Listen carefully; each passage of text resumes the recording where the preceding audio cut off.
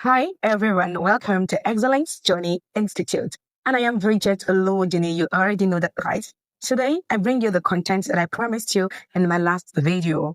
We're going to be talking about effective time management. If you know that you want to manage your time effectively, use your time without being stressed or exhausted, then you're in the right place. You are in the right video. You do not stumble here. It is not by chance. God led you here. So go take your Bible and your paper and your book and let's get started. Your book, please. All right. So we're going to be talking about time management. Before we get to that, make sure that you're following. If you know that you're not following yet, you are sinning. Follow, like, comment, and share so that more people can have access to this video. Thank you so much and God bless you. So let's get started. What do I consider time management?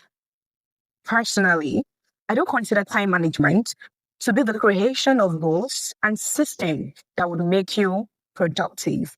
That is what I consider to be time management. Now, the fact that you're creating goals and systems does not make you to now automatically have effective time management. On my list, I have types of time management, which are effective time management, ineffective time management, and I have no time management at all. Effective time management could mean time investment, while ineffective time management could also mean time expenditure. And no time management could mean autopilot mode. All of these things have their different meanings. Time investment means you invest your time. Like when you invest in money, you expect ROI, you expect your returns, right?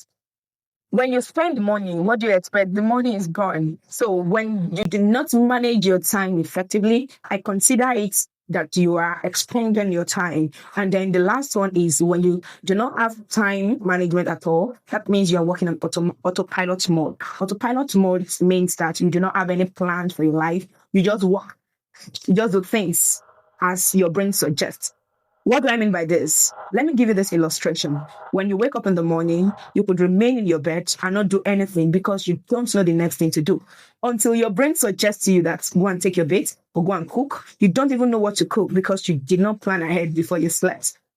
Then when you're done cooking, your brain suggests to you to clean your environment. When you're done cleaning your environment, you do not, because you do not have any purpose-driven activity, your brain suggests to you to go to Facebook, Instagram, Twitter, your choice of social media application. Then you go there and you expend your time. When you're done expending your time, then you think about your laundry. Oh, you've not washed your clothes. Then you begin to wash your clothes. It's not in your plan. You don't even have a plan. So you're just doing things as your brain suggests. So when you feel like there's nothing you want to do, your brain may suggest to you, visit a friend or call a friend, watch a movie, do this and that. Your brain is the one suggesting to you. So that is working in autopilot mode. But we're not supposed to be working in autopilot mode. Our brain is not supposed to be suggesting things for us. We're supposed to suggest things to our brain. So if at all we're going to be working in autopilot mode, it will be the things that we've subjected to our brain. For instance, our morning and night routine. If you are very consistent in your morning routine and your night routine, your brain will suggest to you, immediately you wake up, your brain will suggest to you the first thing you need to do, the next thing you need to do, the next thing you need to do, because you've done it over and over and over again. So even when you don't feel like you are driven to do it, because it has already become part of you. So you do purpose-driven activities to the extent that your brain has mastered those things, and then it suggests to you what you need to do per time. Autopilot is not really very bad, but it could be bad when you do not have plans for your life. Another example for autopilot mode is when you want to go to social media, you don't even know the particular social media you want to go to. You just pick your phone and you start scrolling Facebook, pim, in the next step, oh, this is not where I want to go, pim. You know all those kind of things until you now remember that, it's Instagram I wanted to go, or it's Facebook I wanted to go. Well, that's autopilot mode. Don't be driven by your brain. Drive your brain. Let your brain be in control of your brain. Let your brain be under your subjection. Okay? Don't be subjected to your brain, because your brain has a tendency to accommodate different information, different things, and all of those things, and it will work accordingly. Be in control. What are the benefits of these three types of time management? We have For effective time management, I have productivity. That's the benefit. That's the result. That's what you get when you effectively manage your time. But when you do not effectively manage your time, which is the ineffective time management, what you get is loss. You don't get to be a master in one thing because you're doing so many things without planning. You do not get to do so many things well. Loss. Then the third one for the no time management is stress. So you're busy doing this and that, even for ineffective time management. What you get is what? Stress. But where loss comes in is that you manage your time, but it is not effective. That means you're doing what you want to do part time, but you still get exhausted. You don't get to do those things. You don't get to complete those things that you want to do because you want to do everything at the same time. You want to do this today, you want to do this tomorrow, you want to do that today, you want to do this tomorrow, you want to do so many things. So you lose. The other one, stress. Then we're going to be modeling the life of God right now because God is our model, right? The beginning of this earth started with timing. In the beginning, that was one time. Then God began to create. But before he created, the earth was without form and void. That was what led to the creation, right? Let's read Genesis chapter 1, verse 1 to 3. In the beginning, God created the heavens and the earth. Now the earth was formless and empty. Darkness was over the surface of the deep, and the Spirit of God over the waters. And God said, let there be light. And there was light. So the earth was formless, void, full of darkness. Then God said, let there be light. And there was light. Then God now started to create. What I learned from this Bible verse is that God had a vision. His vision was to create heaven and earth. He knew what he wanted to do before he began to create. Secondly, the Spirit of the Lord over the surface of this darkness. He did not just start. He allowed the Spirit of God to over. And then the third one is that God had a stipulated time. He wanted to work and rest. He did not just say, I want to create. If that was his intention, it will not be in record that God used 6 days. Maybe God would have used years. Because that's it. That's what happens when you don't plan your life. You don't have stipulated time that you do things. You just do things. You just wake up when you like, sleep when you like, wash your clothes when you like, watch movie when you feel like. No, you have to have. We'll get there. Then the fourth thing that I learned is that the fourth lesson rather is that God now began to create. After he had assembled all of these things, had the vision, allowed the Spirit of God to move around, and he knew what he wanted to create when he wanted to create them. Then he now began to create. And when he was done creating, he rested. Now let's get to the next point. The next point is, how can you manage your time as a person? You've seen God, right? God planned his life very well. Now, in time management, you are in the business of creating. That is what you are in.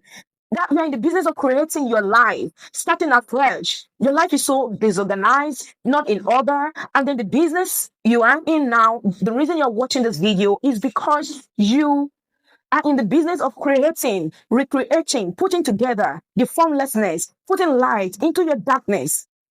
So the first thing you must do is to have a vision and a purpose. Why do you not want to put your life together? Why do you want to create? Why do you want to do this? Why do you want to do that? You must have a purpose. What exactly do you want to manage your time? If there's no reason you want to manage your time, there's nothing you want to do with time, you don't have purpose for your life, there's no reason to manage your time because you have 24 hours. 24 hours of a day is enough to watch movie and waste your life gossiping, doing irrelevant things. You don't need it, right?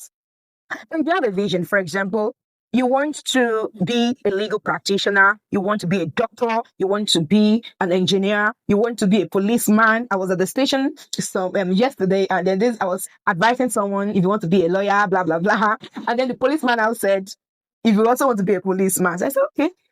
So if you want to be a policeman, whatsoever you want to be, it is not okay. It is not enough to say you want to be a policeman or you want to be an engineer. You want to be a tech guy. What kind of lawyer do you want to be? What kind of a doctor do you want to be? That is having a clear vision and purpose, and that would drive you. That would drive you. You must be so passionate, so have a strong desire about your vision and your purpose, and that will enable you to think deep about creating and giving your life a perfect shape. The next thing is that you need to invite God into your life. When I started my time management journey, I knew that I was not doing well with my time management. So I was praying, I was talking to God. I really need to know how to plan my time. I really need to know how to manage my time. God help me, give me clarity. It's very important because you are creating afresh to put your life in shape, to give structure to your life, to put system that will work with in place. Remember that time management is the creation of goals and systems. It's not just about setting goals. You must equally be able to create systems that will work for your life. Invite God. God, help me. Give me clarity. How do I need to do this? What do I need to do? How much time do I need to put in this? How much time do I need to put in that? How do I invest in my 24 hours, in my week, in my month, in my year? How can I say boldly that I have a productive year? How can you say boldly that you have a productive year? It's by planning your time very well. What you need God. The third one is that you need to have a time frame. Don't be that person that wants to be so many things, but you don't have the stipulated time when you want to be that thing. And don't have immeasurable time frame and don't have unrealistic time frame. I am telling you the truth. Don't be deceived. Grace and favor exist, I believe. But let anointing meet preparation in your life. How long do you think it will take you to prepare? How long does it take successful people to attain what they have? Do you want to be a prophet suddenly, or you really want to be an expert, a professional in the things that you do? You hear people say, I got the contract of 80 million, 100 million. Can you yourself give contracts of such huge amount to a novice, someone who is not an expert in what he does, someone who cannot be trusted in the profession, in the field of his work? Can you? So you need that time frame. So say I have 5 years, 6 years to attain this. I have 5 years, 6 years, 7 years, 10 years to have so amount of money in my account. So let's say 10 years. In the next 10 years, I will have in my possession 100 million worth of money, at least 100 million worth of money in cash or in assets. And I'm going to derive this money by giving the best quality of service to my client. And I know that I am going to get this because I will receive the strategy that will help me to achieve this. And then you will see how things will fall in pleasant places for you because you have a vision, and then your vision is long term, and then you plan to prepare towards achieving. If you want to give the best quality of service, then you need to be good at what you do, right? So that will drive you. Now it's time to create. We've done the whole of you have a vision, you invite God, you have a time frame. Now begin to create. When you want to create, have at the back of your mind that there is a time frame, and then you now need to segmentize this your time frame. Segmentize it by dividing your time frame into yearly time frame, monthly time frame, weekly time frame, then the day time frame, and then the night time frame. So you have this yearly target. The essence of segmentizing your time frame is so that you can set the target for yourself. So you say that 12 months, this is my target. In every month, this is my target. Every week, I must have achieved this. Every month, this is what I must do. Every morning, rather, this is what I must do. Every night, this is what I must do. It will enable you to put your life together and give structure to your life. The next one is that you need to set targets. What do I mean by setting targets? You already know that, okay, 12 months, 1 month. Then setting targets means that you allocate to each of this time frame what measure of thing you must have accomplished. For instance, your target is that you must have written a book at the end of 12 months.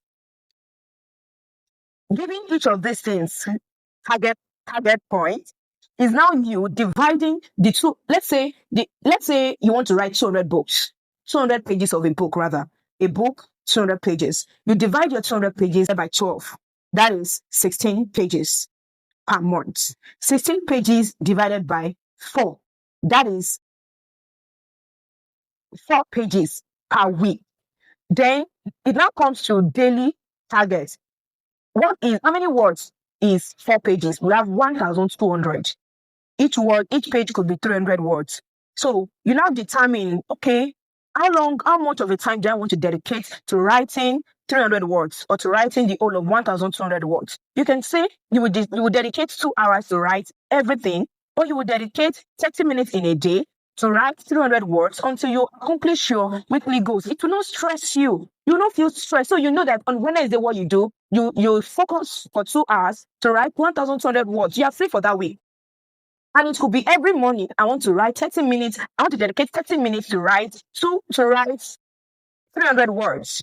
Or I want to dedicate 30 minutes every night to write 300 words. It won't stress you. So you won't be all about, I'm writing, I'm busy. What have you been doing? I've been writing my book.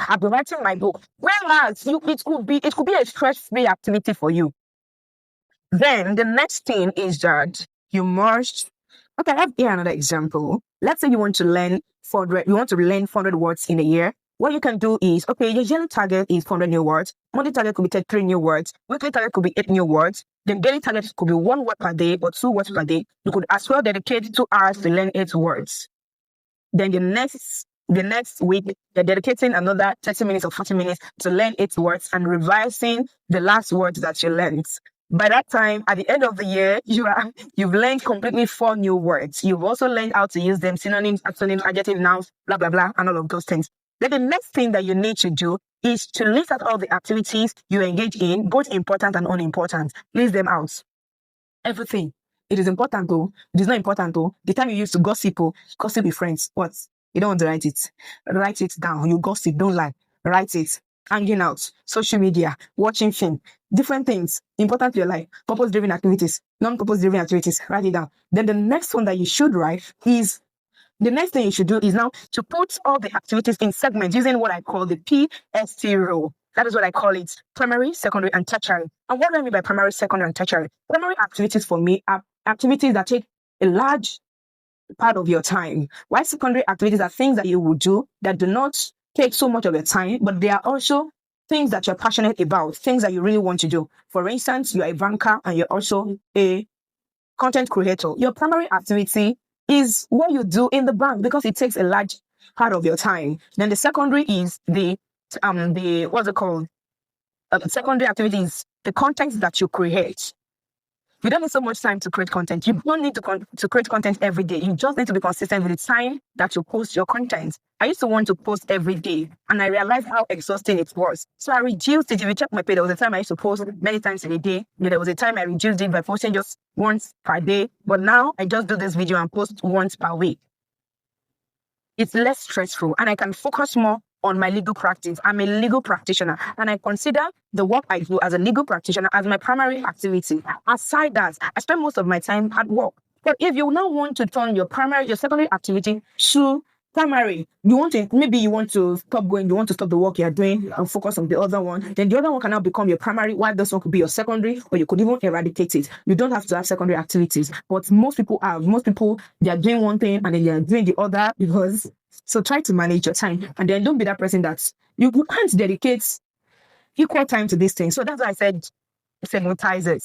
Primary activities, secondary activities. The primary activity takes large chunks of your time.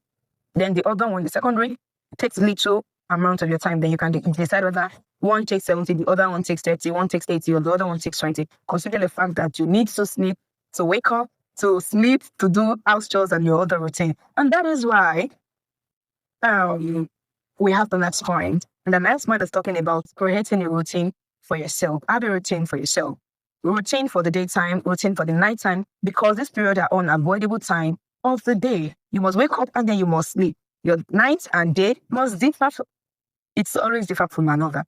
What I call my day will be different from what you call your day. If you're a night worker, that night is your daytime. That is when you stay awake. If you are not, then the usual time is your usual time. So determine it. Don't say, the reason why I can't manage my time is because I'm always on night shift. That's your daytime. So we have let's say we're still on the routine. So let's say your morning routine is praying for 30 minutes, cooking and cleaning for 1 hour, 30 minutes, bathing and taking care of your children for 1 hour, studying the word for 15 minutes. Then you also add up the time that it takes you to go to work. Everything sums up to 4 hours. So let's say you get to work by 8.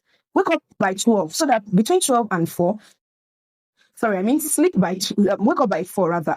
And let's say wake up by 4. Wake up by 4, so that between 4 to 8, you've done all the other things you want to do, every other things you want to do, and you are now at work. Then Let's consider the night activities. The night activities, let's say you still want to cook. Let's say 1 hour, 30 minutes, you want to meditate, 30 minutes, you want to plan for your tomorrow, 10 minutes, you want to journal, 20 minutes. That's 2 hours, 30 minutes.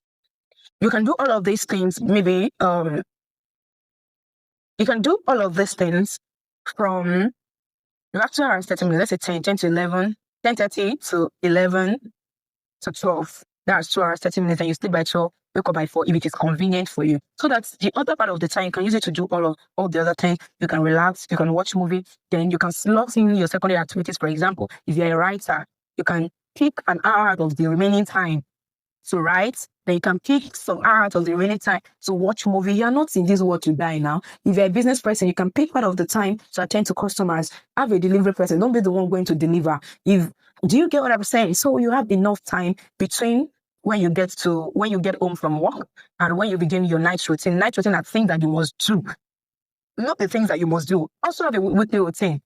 It's not compulsory, but I do have a weekly routine. Something that I know that, okay, every week I must do, every month I must do, and I don't carry them over. I set them on my reminder, and I try to stay loyal to that. So you already have 4 hours from 4 to 8. You already have 2 hours from 10:30 to 12. Then you already have 4 hours for, that's like the whole 8 hours gone.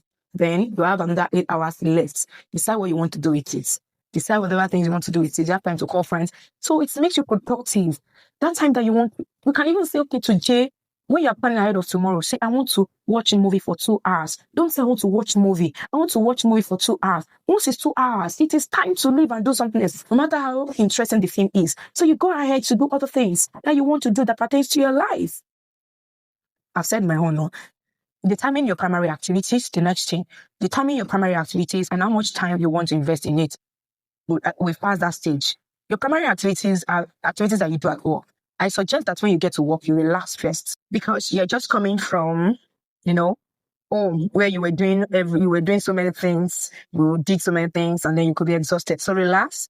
Take your time to relax, and before you begin whatever thing you wanted to do, and take your time to just think about how to solve the problem at hand, how to carry out the activities that you want to carry out, etc., etc. Then have a dedicated time that you want to work between 2 to 4. I want to dedicate my time to do all of these things. Even if you're a teacher, I know you run by timetable, so this may not work for you. Use your school timetable to craft out the time you work for yourself. However, before you even start your day activities at all,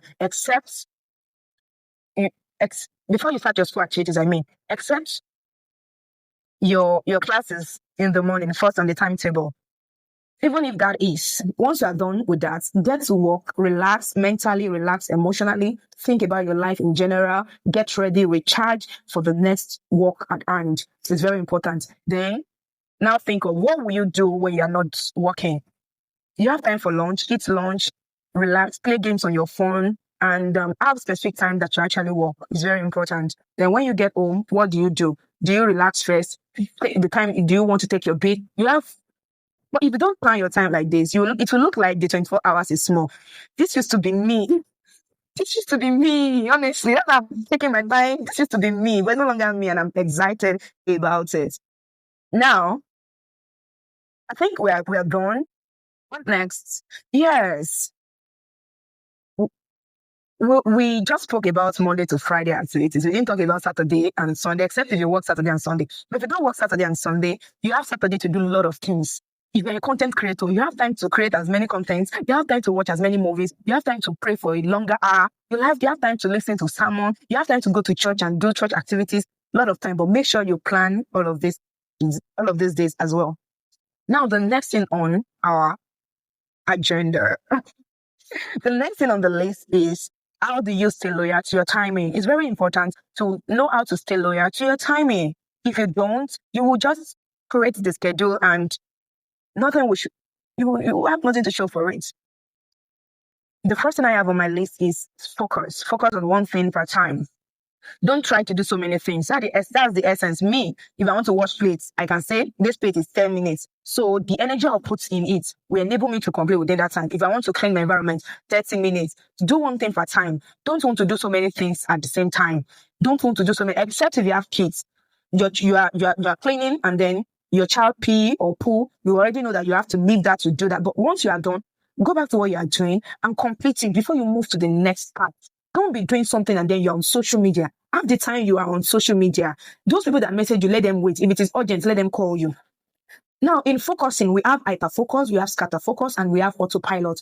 Hyperfocus is when you focus on a thing at time. Hyper focus, no distraction, no social media, no wandering of mind, no traveling of mind. You just focus on that thing. And then if you really want to focus on what you are doing and be productive, the thing is that you must have scatter focus. Scatter focus is when your mind wanders about and travels, and that could be very distracting. If you do it intentionally, it could be to your benefit. But if you don't do it unintentionally, let's say you are walking and then your mind goes to different places that are not even related to what you are doing, it could be disastrous. So before you do what you want to do, if it is a problem solving stuff, then think about different dots and connect the dots, then get on work and focus for a particular period of time. Then autopilot, we've discussed before. Autopilot is when you don't have plans for your life. You are just working on autopilot. You don't even have focus. That's lack of focus. So focus on one thing for a time. Then number 2 is I respect the schedule as if your life depends on it.